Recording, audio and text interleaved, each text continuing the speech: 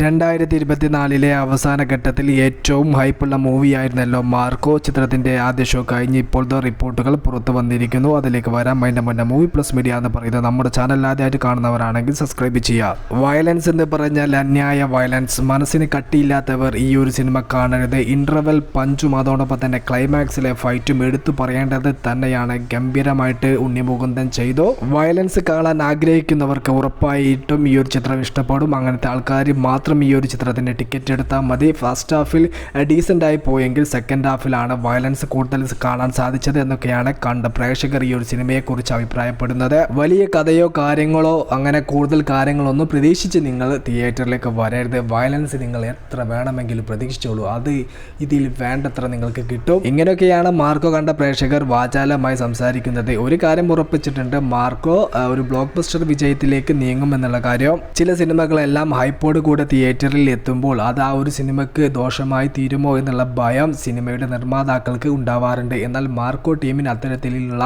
യാതൊരു പേടിയും ഇല്ലായിരുന്നു. നല്ല രീതിയിൽ ഹൈപ്പ് എല്ലാം കൊടുത്ത് തിയേറ്ററിലേക്ക് എത്തിച്ചു. അതിനുള്ള റിസൾട്ടും ഇപ്പോൾ ആദ്യ ഷോ കഴിഞ്ഞപ്പോൾ പോസിറ്റീവ് റിപ്പോർട്ട് നേടിയെടുക്കാൻ സാധിച്ചു. ഇപ്പോൾ മണിക്കൂറിൽ ബുക്ക് മൈ ഷോ ആപ്പിലൂടെ മാത്രം 7000-ഓളം ടിക്കറ്റ്സുകളാണ് സോൾഡ് ഔട്ട് ആയിക്കൊണ്ടിരിക്കുന്നത്. കേരളത്തിൽ എന്തായാലും ഈ ഒരു ചിത്രം ക്ലിക്കായി കഴിഞ്ഞിരിക്കുന്നു. ഇനി നമുക്ക് അറിയാനുള്ളത് അതർ ലാംഗ്വേജിലെ ഓഡിയൻസിനെല്ലാം ഈ ഒരു സിനിമ എത്രത്തോളം കണക്റ്റ് ആവും, ഇഷ്ടപ്പെടും എന്നുള്ള കാര്യമാണ്. ചിത്രത്തിൻ്റെ ആദ്യ വീക്കെൻഡ് കളക്ഷൻ എല്ലാം കഴിഞ്ഞതിന് ശേഷം മാത്രമേ നമുക്ക് പറയാൻ വേണ്ടി സാധിക്കുകയുള്ളൂ എത്രത്തോളം കോടിയിലേക്കാണ് മാർക്കോ സഞ്ചരിക്കാൻ പോകുന്നത് എന്നുള്ള കാര്യം. എന്തായാലും ഒരു ഉണ്ണിമുകുന്ദൻ സിനിമ ബോക്സ് ഓഫീസിൽ നിന്നും നേടിയതിൽ വെച്ച് ഏറ്റവും ഉയർന്ന കളക്ഷനിലേക്ക് മാർക്കോ എത്തപ്പെടും എന്ന് തന്നെയാണ് നമ്മുടെ പ്രതീക്ഷ.